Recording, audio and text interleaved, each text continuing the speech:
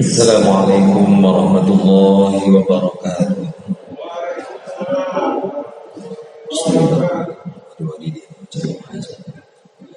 Al-Fatihah. A'udzu billahi minasyaitonir rajim. Bismillahirrahmanirrahim. Alhamdulillahirabbil alamin arrahmanir rahim maliki yaumiddin. Iyyaka na'budu wa iyyaka nasta'in ihdinas siratal mustaqim. Shiratal ladzina an'amta 'alaihim ghairil maghdubi 'alaihim waladdallin. Alhamdulillah. Alhamdulillahirabbil alamin wassalatu wassalamu ala sayyidina Muhammadin wa ala alihi ajmain. Amma ba'du, Bapak Ibu jamaah salat subuh rahimakumullah. Alhamdulillah kita masih diberi kesempatan untuk kembali mengabdi kepadanya, yakni pada tanggal 11 bulan Ramadan ini dengan mengikuti perintah Allah, dengan menjalankan puasa, dengan menjalankan kewajiban kita sholat subuh. Dan alhamdulillah kewajiban sholat subuh kita laksanakan dengan berjamaah. Dengan satu harapan, mudah-mudahan amalan-amalan kita, seluruh amalan kita, mulai puasa, tadarus kita, sedekah kita, tarawih kita atau qiyam Ramadan kita, dan semua aktivitas kita yang bernilai ibadah bisa menjadikan kita semakin dekat pada Allah Subhanahu wa Ta'ala. Sambil jenengan meneruskan wirid jenengan, mari kita lanjutkan kajian kita pada pagi hari ini yang kemarin saya sampaikan. Setelah selesai pada pembahasan halal dan haram, pagi hari ini kita kaji tentang fil wudu'i was-shalah. Faslun ay hada fasl. Ini fasal atau bab fil wudu'i dalam menjelaskan wudu was-shalah tidak salah. Karena kitab ini bukan kitab fikih semata, bahasan tentang wudu tentunya tidak bahas detail bagaimana rukun wudu, bagaimana syarat wudu, bukan, akan tetapi tentang keutamaan dan keistimewaan wudu. Bismillahirrahmanirrahim, kita mulai. Qala telah bersabda sopo'an Nabi alaihi salatu wassalam, ya Ali, hei Ali, kata Nabi, istaqsi, ngalap cukup sira, isbahul wudu'i, dengan menyempurnakan wudu. Ali, hendaklah engkau berusaha untuk menyempurnakan wudu'mu.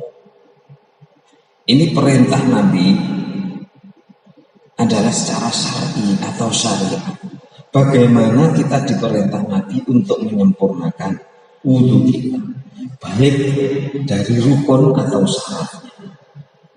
Sebelum kita baca lebih lanjut, saya sering lihat, karena yang sering saya lihat itu anak-anak ngaji atau anak-anak yang masih kecil di masjid itu, terkadang lupa akan mana yang syarat dan mana yang rukun, atau mana yang sunnah dari wudu, sehingga kadang-kadang menjadikan wudunya tadi kurang sempurna atau malah enggak sah.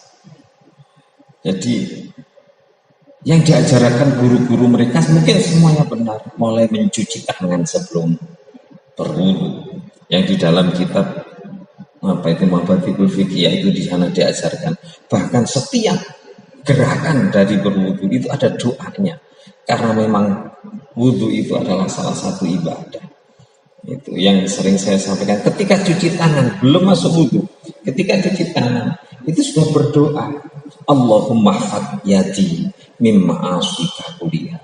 Ini saya masih MI dulu, masih SD dulu, ini diajar. Alhamdulillah jadi ingat karena kita lakukan. Allahumma hafad yadi, ya Allah jagalah tanganku. Dari apa? Mimma asika kuliah, dari kemaksiatan kepadamu semuanya ya Allah. Ini artinya apa?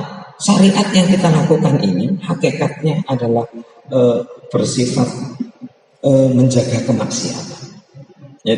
Itu doanya. Kemudian ketika berkumur, ketika membersihkan hidup, ada doa satu persatu. Setelah itu mulai masuk ke rukun. Rukun wudu kalau saya sampaikan walaupun ada 6, itu yang 4 yang berjenisnya perbuatan. Rukun itu sesuatu yang harus dilakukan di dalam pekerjaan itu. Gampang ingat, dalam bahasa Indonesia, rukun itu sesuatu yang harus dikerjakan dalam perbuatan itu. Apa? Hanya 4. Mulai membasuh muka. Membasuh muka itu, kemudian yang kedua membasuh kedua tangan. Sampai siku yang sudah kita bahas dalam pelajaran kajian fikih biasanya. Sampai siku. Jadi sampai siku. Kemudian kalau dilebihkan bagaimana? Silakan. Nah, yang ketiga adalah membasuh kepala. Membasuh kepala. Menurut Syafi'i, bak biru usikum atau wayam saku biru usikum di sana diartikan menjadi sebagian. Jadi sebagian kepala. Menurut Imam Malik, kepala, ya kepala semuanya. Maka sunnahnya ketika berwudu, ketika setelah tangan dibersih, kenakan air, kemudian diusapkan ke belakang. Itu sunnahnya. Tapi rukunnya menurut Syafi'i sebagian. Maka ketika jari kita satu ini kita kenakan air, kemudian kita tempelkan di salah satu bagian kepala kita, apa belakang, apa atas, apa, pokoknya kepala. Maka sah. Itu yang ketiga. Yang keempat kaki sampai mata kaki. Hanya 4 yang rukun yang dikerjakan. Dan 6 itu, yang pertama adalah niat ketika basuh pertama wajah, dan yang ke-6 adalah harus urut atau tertib, tidak boleh dilewat-lewat atau dipindah antara rukun satu dengan rukun lain secara berurutan. Hanya 4. Terkadang kita kurang sempurna. Yang lain sunnah, telinga sunnah, berkumur sunnah. Gitu. Apalagi ketika Ramadan. Ramadan itu sunnah berkumur sebelum zuhur atau bersiwak atau sikat gigi. Yang disunahkan malah sebelum zuhur. Sesudah zuhur malah enggak. Gitu. Padahal sesudah zuhur biasanya yang bau. Kata Nabi, biar saja bau, karena baunya orang berpuasa itu nanti akan lebih harum daripada misik. Kan gitu dalam hadisnya. Itu secara rukun. Makanya Rasulullah menyampaikan, Ali sempurnakan wudu secara syariat. Kenapa? Fa'innahu, karena sesungguhnya wudu itu syatrul iman, separuhnya iman. Orang yang berwudu itu sudah mendapatkan separuhnya iman. Orang yang mau berwudu itu akan menjadikan wajahnya akan dipenuhi dengan cahaya dari Allah. Makanya orang yang sholat duha dan sholatnya di waktu yang dianjurkan yang utama, yaitu sekitar jam 9 pagi. Keistimewaannya di sana adalah menjadikan kita awet muda. Itu keistimewaannya antara lain. Kenapa? Karena di tengah-tengah kita sedang bekerja, kemudian kita beri penyegaran, disegarkan wajah kita. Itu disegarkan wajah kita dengan berwudu. Itu yang menjadikan tubuh kita jadi sehat. Kita lanjutkan. Fa'idha tawadhata, moko nalikane rampung, moko nalikane wudu sira. Falatusrif, moko ojo leluwian, israf. Israf itu berlebihan. Wudu itu mestine ping 3 cukup, disiram ping 5. Itu namanya israf. Kecuali kalau siraman pertama itu belum sempurna. Umpamanya membasuh muka, kok siraman pertama ini ada yang masih belum basah, maka siraman kedua atau basuhan kedua kemudian baru merata di wajah, ini secara syariat baru dihitung basuhan pertama. Karena basuhan pertama tadi ada bagian muka yang belum basah. Itu. Nah, sila fala tusrif, ojo israf sira fil ma'i ing dalem. Ketika kau berwudu Ali, maka kau jangan terlalu banyak menggunakan air. Makanya di kamar mandi kita atau bahkan sudah mungkin kadang-kadang di setting, begitu keran dibuka ternyata nggak bisa kencang. Gitu. Kenapa? Karena memang sebenarnya kita tidak boleh membuang air terlalu banyak. Gitu. Makanya kemarin ada viral di video itu, sebenarnya berwudu itu hanya setengah gelas aqua yang 250 ml itu cukup. Itu namanya wudu minimal. Itu ambil sedikit terus digosok ram. Gitu. Tapi yang tidak terlalu gitulah kita. Ya, itu. Jangan berlebihan dengan menggunakan air. Gitu. Terus faida faragta mongko nalikane rampung sira. Ketika kau sudah selesai min tuhrin saking sesuci, maksudnya setelah wudu, faqra moko maca sira. Maka bacalah. Baca apa? Inna anzalnahu fi lailatul qadar.